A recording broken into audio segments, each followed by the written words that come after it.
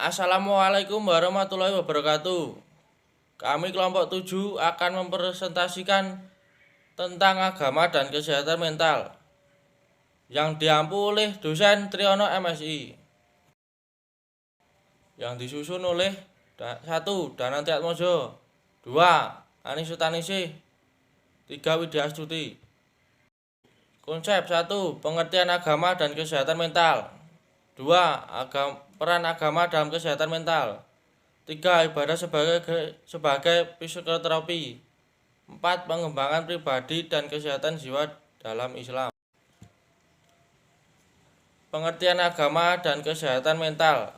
Menurut Oxford Dictionary, agama adalah pengakuan manusia pada suatu hal atau kekuatan yang bersifat gaib dan di dalamnya terdapat kontrol terhadap nasib tiap manusia atau individu. Menyembah dan menghormati serta menekankan kewajiban manusia untuk taat terhadap ajaran atau nilai-nilai agama. 2. Menurut Harun Nasution menyatakan bahwa agama sebagai keyakinan atau kepercayaan kepada hal yang bersifat gaib, ada kaitannya dengan kitab suci dan ajaran, adanya tanggung jawab bagi penganutnya dan juga memiliki kepercayaan terhadap adanya utusan. Pengertian agama dan kesehatan mental. Kesehatan mental adalah terhindarnya seorang dari keluhan dari gangguan mental baik berupa neurosis maupun psikosis atau penyesuaian diri terhadap lingkungan sosial. Zakiyah Darajat mendefinisikan kesehatan mental dengan gangguan beberapa pengertian. 1. Terhindarnya orang dari gejala-gejala gangguan jiwa atau neurose dan dari gejala-gejala penyakit jiwa PCOS. 2. Kemampuan untuk menyesuaikan diri dengan diri sendiri, dengan orang lain dan masyarakat serta lingkungan di mana ia hidup. 3. Pengetahuan dan perbuatan yang bertujuan untuk mengembangkan dan memanfaatkan segala potensi, bakat, dan pembawaan yang ada semaksimal mungkin. 4. Terwujudnya keharmonisan yang sungguh-sungguh antara fungsi-fungsi jiwa. Karakteristik mental yang sehat. 1. Terhindar dari gangguan jiwa. 2. Mampu menyesuaikan diri dengan lingkungan sekitar. 3. Mampu memanfaatkan potensi yang dimilikinya. 4. Mencapai kebahagiaan bagi dirinya sendiri dan kebahagiaan orang lain. Karakteristik mental yang sakit. 1. Dalam penyesuaian sosial, orang yang mengalami gangguan mental perilakunya bertentangan dengan kelompok di mana dia ada. 2. Ketika kebahagiaan secara subjektif. 3. Kegagalan beradaptasi dengan lingkungan. Oke, slide selanjutnya adalah peran agama dalam kesehatan mental. Dengan keimanan dan kekuatan rohaniah akan menopang seseorang dalam menjalani kehidupannya, menghindarkannya dari keresahan yang menimpa banyak manusia yang hidup pada zaman sekarang ini, terutama pada zaman sekarang yang didominasi oleh manusia yang ingin memiliki kebutuhan materi yang sangat banyak. Agama juga membantu orang dalam mengendalikan dirinya dan membimbing dalam segala tindakan.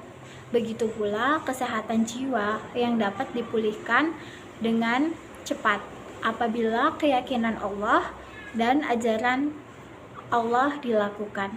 Menurut pendapat ahli, juga dijelaskan bahwa manusia pada dasarnya merupakan makhluk hidup yang homoreligius atau manusia yang memiliki beragama. Hal itu juga disebabkan karena makhluk hidup kita selaku manusia memiliki rasa keberagaman dan mampu mengamalkan serta memahami nilai-nilai keagamaan. Agama juga memiliki peran sentral dalam menentukan kehidupan manusia, di mana agama menjelaskan banyak tata cara bagaimana kita menjalani kehidupan yang baik ini.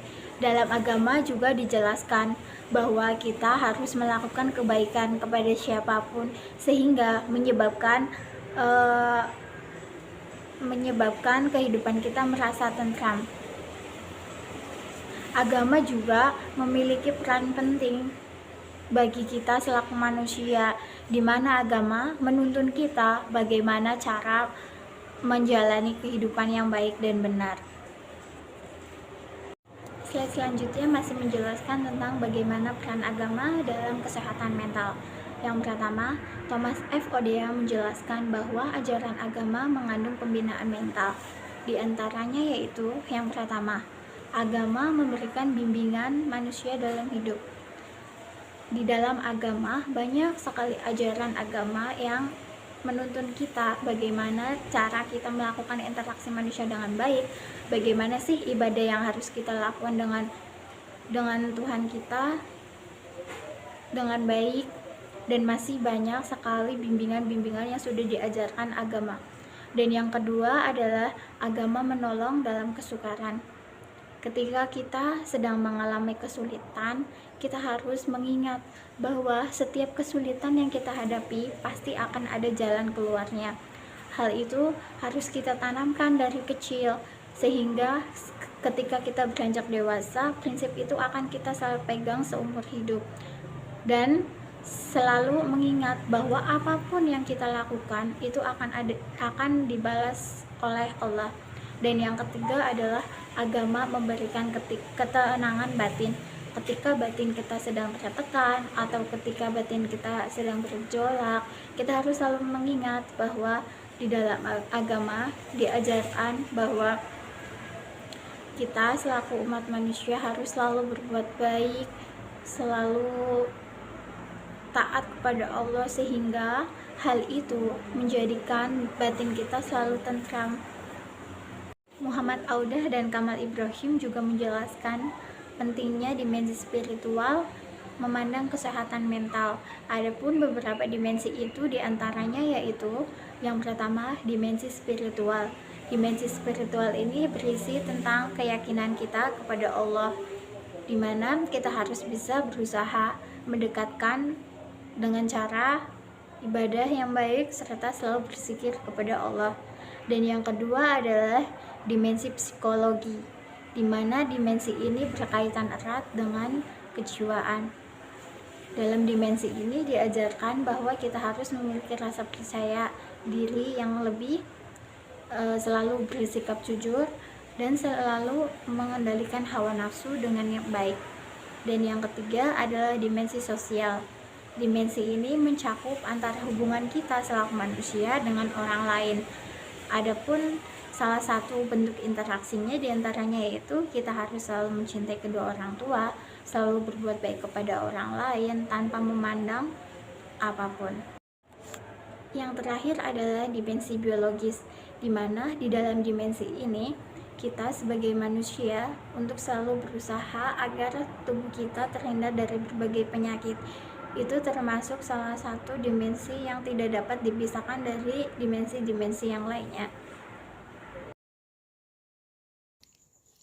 Saya Anistia Ningsih dengan NIM 201221133 akan menjelaskan ibadah sebagai psikoterapi. Ibadah sebagai psikoterapi. Berikut beberapa bentuk ibadah dan efeknya secara psikis yang kemudian dikenal dengan psikoterapi melalui amalan ibadah. Di antaranya yaitu yang pertama, sholat. Dalam hukum syara dikatakan bahwa sholat akan sah jika muslim telah menunaikan wudhu.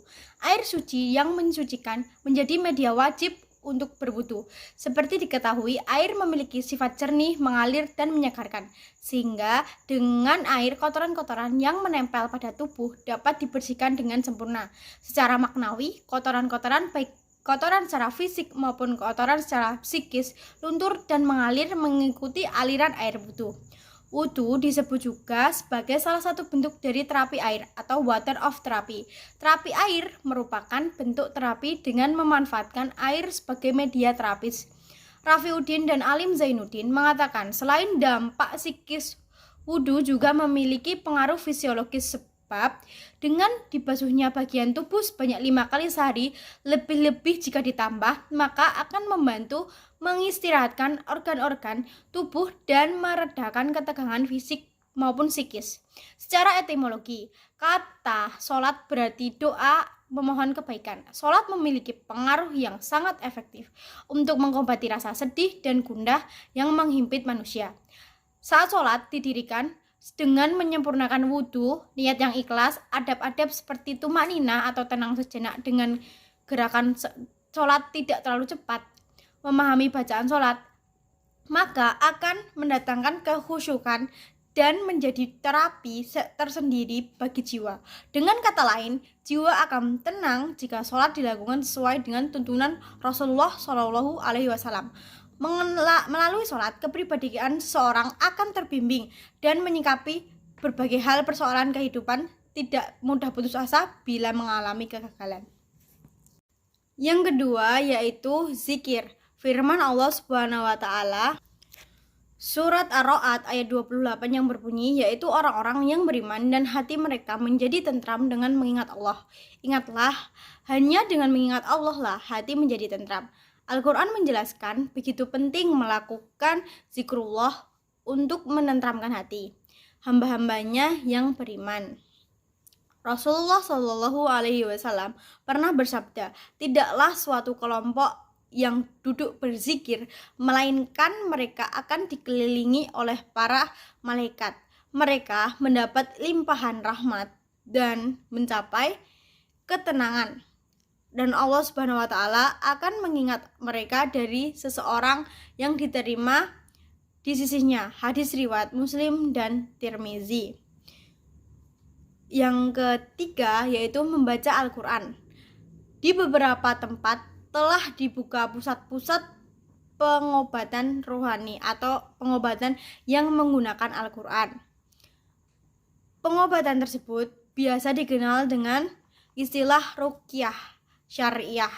Namun secara umum sebagian masyarakat memandang bahwa ruqyah sebagai bentuk terapi atau pengobatan alternatif guna membantu kesembuhan dari penyakit yang disebabkan gangguan jin atau roh jahat di dalam tubuh manusia. Namun itu semua tidaklah benar karena ruqyah itu untuk membersihkan diri dan hati kita dari gangguan-gangguan yang bersifat alamiah yang sering disebut dengan stres, sering disebut dengan gangguan mental mungkin, karena dengan ruqyah hati kita dan jiwa kita akan dibersihkan dan dibacakan ayat-ayat suci Al-Quran supaya menambah ketenangan hati dan pikiran kita, sehingga pikiran dan hati kita menjadi lebih tenang dan tentram. Yang keempat yaitu puasa. Puasa merupakan sarana latihan untuk menguasai dan mengontrol motivasi atau dorongan emosi serta menguatkan keinginan untuk mengalahkan hawa nafsu dan syahwat. Rasulullah SAW menganjurkan kepada para pemuda yang belum mampu menikah untuk berpuasa agar dapat membantu mereka mengontrol hawa nafsu seksualnya. Selain itu, kesabaran menahan rasa lapar dan dahaga membuat seseorang yang berpuasa merasakan penderitaan orang lain yang serba kekurangan, sehingga muncul rasa kasih sayang terhadap sesama dan mendorong untuk membantu fakir miskin.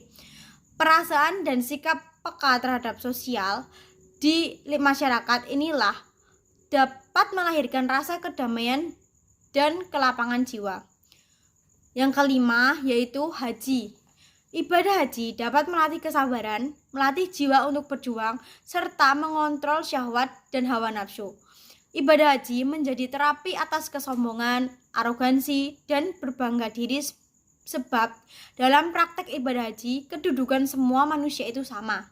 Permohonan ampun dan ditambah suasana bergemuruh penuh lantunan ilahi membuat suasana ibadah haji dengan nilai spiritualitas yang dapat mengobarkan rasa semangat yang tinggi untuk meraih ketenangan. Dengan melaksanakan ibadah haji akan membawa seseorang mampu bermuhasabah diri guna mencari jati diri seseorang hamba yang hakiki. Hakikat seorang hamba adalah senantiasa mengabdikan diri dan kehidupannya untuk Allah semata. Pengabdian dengan keikhlasan itulah yang mengundang curahan rahmat serta ridhonya. Jiwa hamba pun akan suci dan tenang. Pengembangan pribadi dan kesehatan jiwa dalam Islam. Dalam Islam, pengembangan kesehatan jiwa terintegrasi dalam pengembangan pribadi pada umumnya. Dalam artian, kondisi kejiwaan yang sehat merupakan hasil dari kondisi pribadi yang matang secara emosional, intelektual, dan sosial, terutama matang pula pada keimanan dan ketakwaannya kepada Allah Subhanahu wa taala. Dengan demikian, dalam Islam nyatalah betapa pentingnya pengembangan pribadi untuk meraih kualitas insan yang paripurna, yang di dalamnya terdapat ilmu pengetahuan, terdapat pula iman dan takwa kepada Allah Subhanahu wa taala. Sikap dan perilakunya merealisasikan nilai-nilai keislaman yang mantap dan teguh, wataknya terpuji, memiliki semangat kerja yang tinggi, memiliki kedamaian dan kasih sayang. Cara peningkatan kualitas pribadi yang sedikit mendekati tipe ideal dalam Islam. Yang pertama, hidup secara islami, dalam arti berusaha secara sadar untuk mengisi kegiatan sehari-hari dengan hal-hal yang bermanfaat dan sesuai dengan nilai-nilai akidah, syariah, dan akhlak, serta berusaha menjauhi hal-hal yang dilarang agama. Yang kedua, melakukan latihan intensif yang bercorak psikoedukatif. Dengan ini diharapkan sadar diri akan keunggulan dan kelemahannya, mampu menyesuaikan diri, menemukan arti dan tujuan hidupnya, serta menyadari dan menghayati betapa pentingnya peningkatan diri. Yang ketiga, pelatihan disiplin diri yang lebih berorientasi spiritual religius, yakni mengintensifkan dan meningkatkan kualitas ibadah yang dilakukan sehari-hari. Sekian presentasi dari kelompok kami. Apabila ada pertanyaan bisa ditanyakan melalui kolom chat atau di e-learning Sikulon. Terima kasih. Wallahul muwaffiq ila aqwamit thoriq. Wassalamualaikum warahmatullahi wabarakatuh.